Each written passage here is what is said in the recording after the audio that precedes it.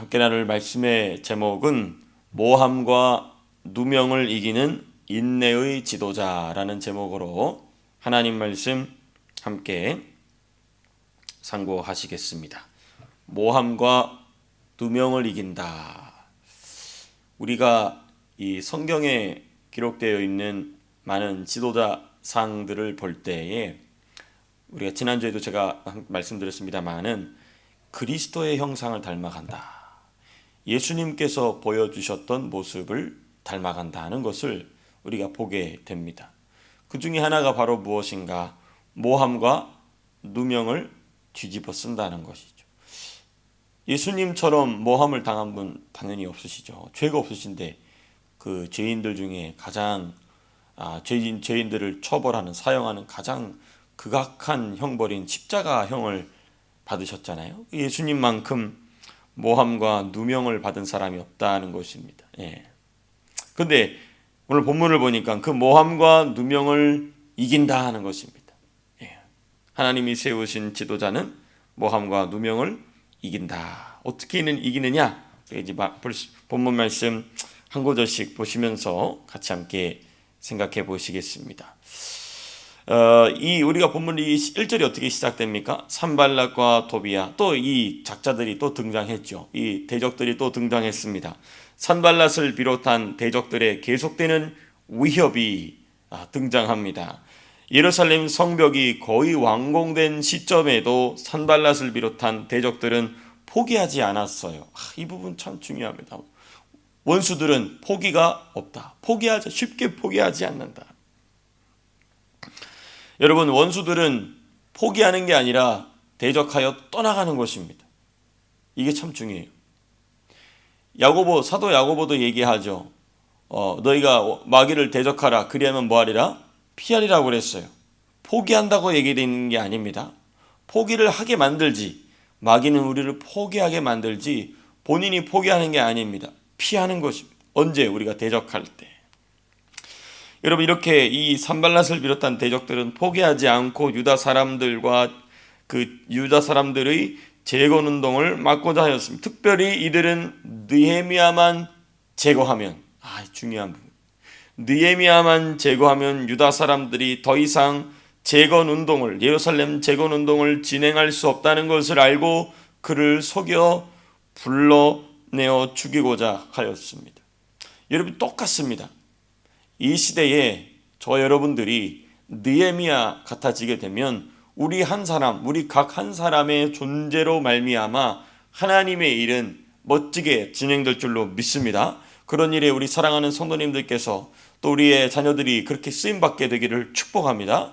근데 이제 문제는 뭐냐? 그 한 사람만 없애면 모든 일이 망쳐지고 멈춰진다는 것을 원수가 그 누구보다도 잘 안다는 것입니다. 1절 우리가 이제 보시게 되면, 그래서 산발락을 비롯한 대적들이 느헤미야를 죽이기 위해 계략을 세우고 실행한 시점이 어느 때였느냐? 성벽이 세워지기 전에는 전체를 위협을 했어요. 그렇죠? 근데 성벽이 이제 거의 다 세워지고 나서는 이 유다 사람들 전체를 위협한 것이 아니라 느헤미야를 속여서 죽이고자 했습니다. 그 시점이 언제냐? 마지막 부분 1절의 마지막 이렇게 되어 있죠. 그때는 내가 아직 성문에 문을 달지 못한 때였더라. 성벽의 대부분은 완공되었으나 이제 아직 각 문의 위치에 문이 설치되지 않은 상태였습니다. 그러니까 원수들도 저 성벽의 모든 문들이 굳건하게 닫히면 더 이상 모든 위협이 의미가 없어지게 된다는 것을 잘 알고 있어요. 그래서 마지막 순간까지 악행을 멈추지 않고 그 문이 닫히지 않기를 위하여, 문 자체가 아예 완공되지 않기를 위하여 방해해야 합니다. 여러분, 이와 같이 성도의 영적 싸움에서도 어느 한 성도가 하나님이 맡기신 일을 신실하게 감당하고 있을 때에 원수가 특별히 언제 와서 공격하느냐? 마지막으로 해야 될 일인 문을 닫아야 할 곳, 우리 인생에 문을 닫아야 할 때가 있어요. 또 문을 닫아야 될 순간이 있습니다. 어떤 일이나 어떤 관계나 어떤 상황 속에서 문을 닫아야 될 때가 있어요. 반드시 그 문을 닫아야 될 때가 있습니다. 그 문을 닫지 못하면 원수가 쑥 들어오게 되죠. 사도 바울이 그 문을 닫아야 될 때에 대한 한 가지 사례를 얘기해 줬죠. 해가 지도록 분을 품지 말고 누가 틈타지 못하게 하라? 마귀가 틈타게 하지 마라. 예. 분노만이 아니라 그 중에 하나죠. 예. 마귀가 들어오는 문을 닫아야 된다는 것입니다. 예. 우리가 그렇게 문을 닫아야 될 순간, 문을 닫아야 될 장소, 문을 닫아야 될 관계, 그래서 원수의 출입을 차단시켜야 돼. 예. 만일 이 문을 닫지 못하면 이제 원수가 들어오게 되고 어떻게 될까요? 성벽은 다 지어놨어요. 그렇죠? 그 문을 닫지 못했습니다. 그런데 원수가 들어와서 어떻게 될까요? 원수가 들어와서 문을 닫습니다. 그게 바로 뭐냐? 견고한 진이에요. 그게 견고한 진입니다. 스트롱홀드가 돼버리는 것이죠. 그걸 이제 사례가 어디 나오냐? 이 문을 닫지 못해가지고 문을 열어버려서 그 자기의 내면 자체가 하나님이 계신 성전 되는 게 아니라 마귀가 머물고 있는 스트롱홀드, 견고한 진이 된 사례가 어디 나오냐? 창세기 찾아보시겠습니다. 창세기 4장 6절에서부터 7절까지의 말씀입니다.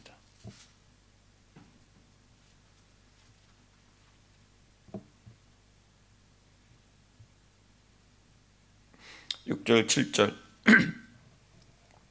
하나님께서 가인에게 하시는 말씀이죠. 같이 함께 읽겠습니다. 시작. 여호와께서 가인에게 이르시되 내가 분하여 함은 어찌 됨이며 안색이 변함은 어찌 됨이냐. 내가 선을 행하면 어찌 낯을 들지 못하겠느냐.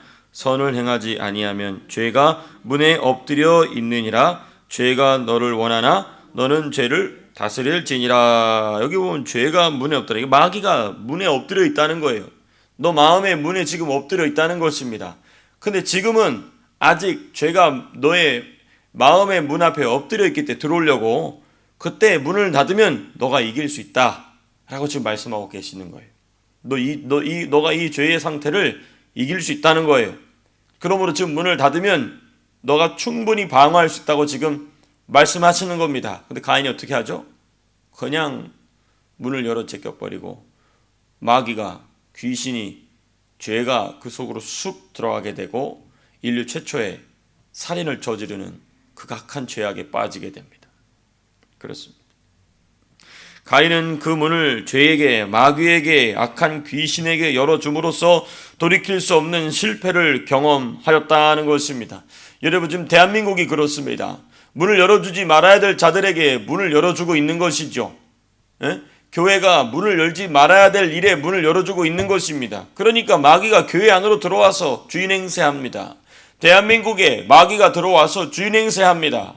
어리석고 미련한 상황인 것이죠. 대한민국이 바른 지도자를 세울 가능성은 이제 1% 남짓이에요. 준비해야 돼요. 1% 남짓이. 이기기 매우 힘든 싸움. 목사님 부정적인 멍청한 소리 하죠. 선지자 예레미야도 망할 거 얘기했어요. 준비해야 준비. 예. 그래도 마지막 우리가 기도할 수 있는 건 무엇인가? 하나님, 그래도 복음 증거하는 사역을 위해 애쓰는 분들이 그래도 있지 않습니까?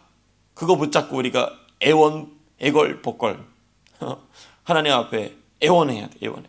우리를 소돔과 고모라 수준으로 낮춰서 그렇게 하나님의 은혜를 우리가 구해받을 줄로 믿습니다. 그렇습니다. 그렇지만 동시에 우리가 열왕기하 잘 아시잖아요. 이미 하나님의 진노가 너무 커서 어떻게 돌이킬 수가 없는 그런 상황이 지금 대한민국. 하나님의 은혜가 그래도 있게 되시기를 우리는 간절히 바랍니다. 하박국서 말씀처럼 진노 중에라도 무엇을 잊지 마옵소서, 긍휼을 잊지 마옵소서. 그렇습니다. 왜 그렇습니까? 왜 이런 상황까지 왔습니까? 문을 닫아야 될 때에 문을 닫지 않았기 때문에, 문을 닫아놔야 될 때에 문을 닫아놓지 않고 그냥 아무나 들락날락 할 수 있게 해놨기 때문인 것입니다. 반면에 우리가 오늘 계속해서 공부하고 있는 지도자 느헤미야는 원수에게 속지 않았다는 거 참 중요합니다. 원수에게 속지 않았다는 거 참 중요해요. 그러니까 문을 열어놓고 자기의 내면으로 원수가 들어오게 하는 사람들의 특징이 뭐냐? 원수의 거짓말을 거짓말인지 모르고 받아들인다는 거예요. 제가 뭐 여러분들에게 여러분 우리 사랑하는 성도들의 귀에 닦지 않도록 말씀드리는 거 있죠. 마귀가 하는 말인데 자기 생각인 줄로 알고 그걸 자기 생각으로 받아들인다는 거예요. 그게 바로 그 말입니다. 귀신이 자기 속에다가 생각을 넣어놓고 있는데 그게 꼭 자기 생각처럼 들리는 거예요. 그게 문을 열어놓게 만드는 것입니다. 그리고 그 말을 내 생각인 것으로 받아들이는 순간 바로 마귀는 들어오고 문을 닫아버립니다. 그러나 느헤미야는 그렇게 하지 않죠. 탁 쳐냅니다. 심지어 우리 이제 2절에서 4절 넘어가 보시면 심지어 몇 번이나 반복하냐면 4번이나 반복하여 느헤미야를 그렇게 속이고자 했어요. 그렇게 4번 정도 되면 이 사람들이 진짜 나를 만나고 싶어하는 진심인가 보다. 예? 한국 사람들 착해가지고 예. 마음이 약해. 예. 여러분 우리는 느헤미야가 이 마지막 싸움에서 승리한 것을 잘 알고 있지만 성경은 느헤미야가 승리를 쟁취하기까지 포기하지 않고 흔들리지 않고 속지 않음으로 이 싸움을 이겼다는 사실을 우리는 반드시 기억해야 될 줄로 믿습니다. 왜냐하면 여러분 거짓말도 반복하면 그 말이 뭐처럼 들린다고요? 진짜로 들려요. 계속 거짓말하면 그게 진짜인 줄 안단 말이에요. 지금 한국에 보십시오. 입만 열면 거짓말 하는데 그 거짓말을 10년, 20년 들으니까 진짜인 줄 안다고요. 그리고 그 거짓말의 왕이 지금 대통령이 되려고 하고 있죠. 뻔뻔스럽게 아주 그냥 능글맞은 미소를 품으면서 대한민국을 다니면서 온갖 거짓말, 나는 보수주의자다라고 말하고 있죠. 그 미친 거짓말에 예수 믿는 사람들이 다 속아 넘어갑니다. 그 사람 몇 년 전 영상 보면요, 내가 대통령이 되면 내가 권력을 잡으면 반드시 차별금지법 즉시로 시행할 것이다. 그렇게 해서 모든 직장에는 동성애자들이 반드시 몇 %는 들어가도록 만들겠다. 그랬어요. 이 어리석은 백성아. 그렇습니다.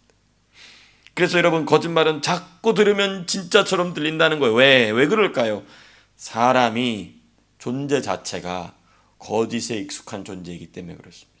사람이 사실 그리고 진리는 예수님입니다.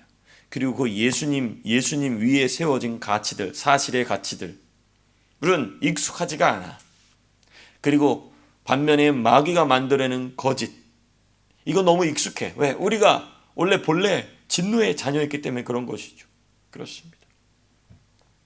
그러나 느헤미야는 예루살렘 성의 문들만을 견고하게 걸어 잠근 것이 아니라 심령의 문 역시 견고하게 걸어 잠금으로써 마귀가 그의 생각과 마음과 행동에 틈타거나 영향을 끼치지 못하도록 막았다는 것입니다. 여러분 그렇게 느헤미야가 자기 마음을 지키게 되니까 자기만 지킨 게 아니죠. 유다 사람들 전체의 생각과 마음을 지키게 된 것입니다. 너무 멋지지 않습니까? 너무 멋져요.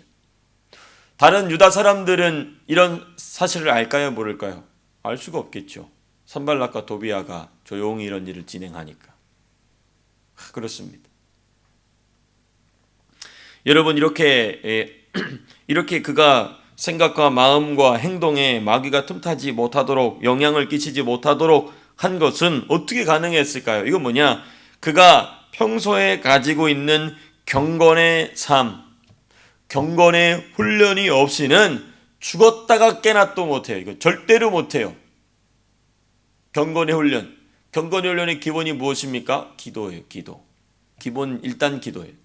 그리고 말씀, 그리고 세 번째가 순종이에요. 이 세 가지 참 중요합니다. 기도와 말씀과 순종이에요. 기도와 말씀, 순종이 없으면 말짱 도루묵이에요. 맞춤표가 찍히지 않아. 기도와 말씀과 순종이에요. 이 경건의 삶, 경건의 훈련을 부단히 한 거예요. 자기 육체는 싫어할 정도로 자기 육체를 고달프게 만드는 것이죠. 그렇습니다. 우리 사랑하는 성도님들 새벽에 목사를 잘못 만나가지고 고달프잖아. 이렇게 새벽마다 아침에 일어나셔서 육체는 고달프지만 그러나 저와 여러분들의 속사람은 강건하게 되는 줄로 믿습니다. 예. 근데 여러분 이렇게 끝나면 좋잖아요. 그렇죠? 아유 이제 저 느헤미야 쟤는 진리는 작자다. 그만두자. 해야 되는데 안 그래요. 안 그래. 한 번 더 나아갑니다. 5절에서부터 9절. 마지막 5번째는 있지도 않는 일로 느헤미야를 모함합니다. 없는 말로. 예? 그렇습니다. 모함의 내용이 무엇입니까? 6절에 나와 있죠. 그 글에 이르기를 이방 중에도 소문이 있고 가스무도 말하기를 너와 유다 사람들이 모반하려 하여 성벽을 건축한다나니 내가 그 말과 같이 왕이 되려 하는도다. 모함의 내용이 무엇입니까? 느헤미야가 성벽을 건축하는 것은 자기가 왕이 되기 위함이다. 곧 페르시아 제국에 대한 반역을 일으키기 위해서 그런 것이다. 여러분, 이 모함은 매우 극악한 거짓말입니다. 자기들 손으로는 죽일 수 없으니 페르시아 황제의 손을 빌어다가 느헤미야를 죽여버리겠다는 아주 극악한 모함입니다. 모함. 예. 여러분, 이 거짓말로 인해 느헤미야는 자칫 제국의 반역자로 오해를 받을 수 있었어요. 그렇습니다. 왜냐하면 유대인들이 지독하게 원래 저항하거든요. 로마 제국에서도 그렇잖아요. 예. 지독하게.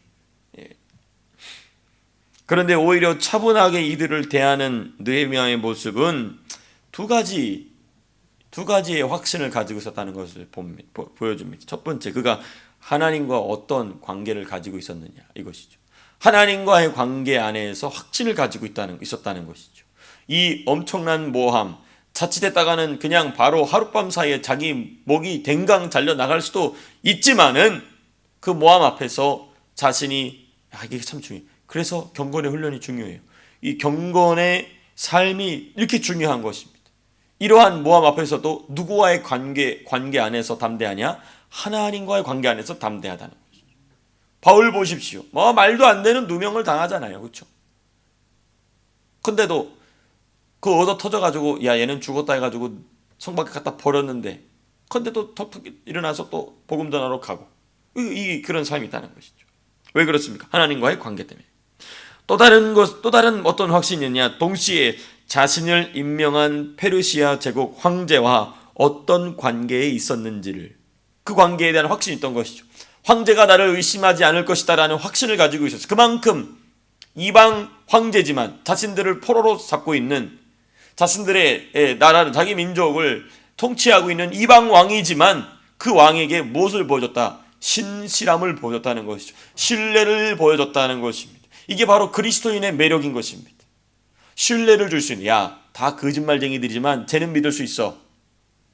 마치 그 주인이 요셉을 그 자리에서 죽여버렸어야 됐어요. 근데 자기 아내의 말보다 요셉의 말을 더 믿었기 때문에 감옥에 넣는 겁니다. 그렇죠? 자기 아내를 강간을 했으면 그 종 바로 죽여버리죠. 어떻게, 왜 살려둡니까? 그렇죠? 그 제가 그럴 애가 아닌데 라는 이 신뢰, 그렇습니다. 이 신실함, 정직함, 이겁니다. 여러분, 억울한 상황이 왔을 때 성도의 자세 무엇입니까? 즉시로 해명할 수 있을 기회가 있다면 해명해야 되겠죠. 그렇습니다. 그런데요, 해명을 할 수 없거나 해명을 하더라도 설득이 되지 않을 때도 있어요. 원수가 아주 지독하게 덫을 쳐놨을 때, 그때에는 딱 내려놓고 하나님께서 그 누명을 벗겨주실 것을 기다리는 인내가 필요합니다. 기다리는 지혜가 필요해요. 지금 느헤미야가 그렇게 하고 있죠. 막 사람들 나가서 그렇게 하지 않았어요. 왜? 본인이 다 보여줬거든. 유다 사람들에게 다 보여줬어요. 10몇 년 동안, 12년 동안 뭘 안 받았다고요? 자기 봉급을 안 받았어요. 거두들이지 않았어요. 그렇게 지극 정성 헌신한다는 것을 다 보여준 겁니다. 먼저는 하나님께, 그리고 자기와 함께 일하는 사람들에게. 그렇습니다. 그래서 8절 9절에 그렇게 얘기하죠. 느헤미야가 내가 사람을 보내어 그에게 이르기를 내가 말한 바 이런 일은 없는 일이요 내 마음에서 지어낸 것이라 하였나니 이는 그들이 다 우리를 두렵게 하고자 하여 말하기를 그들의 손이 피곤하여 역사를 중지하고 이루지 못하리라 함이라. 마지막 뭐라고 되어 있습니까? 이제 내 손을 힘있게 하옵소서. 그렇습니다. 내 손을 힘있게 하옵소서. 하나님께 기도하는 장면으로 오늘 본문이 마무리가 됩니다. 말씀을 맺도록 하겠습니다. 하나님께서는 저 여러분들을 예수님과 같은 지도자로, 리더로 만들고 계신 줄로 믿습니다. 성경에 등장한 위대한 하나님의 사람들의 리더십을 우리 안에 새겨 넣어 주시는 줄로 믿습니다. 오늘 한날의 삶 속에서도 어지럽고 혼탁하며 죄악으로 관영하는 시대 가운데에 하나님이 세우시는 리더십으로 세워지는 귀한 한날 되시기를 주님의 이름으로 축복합니다. 기도하고 마치겠습니다.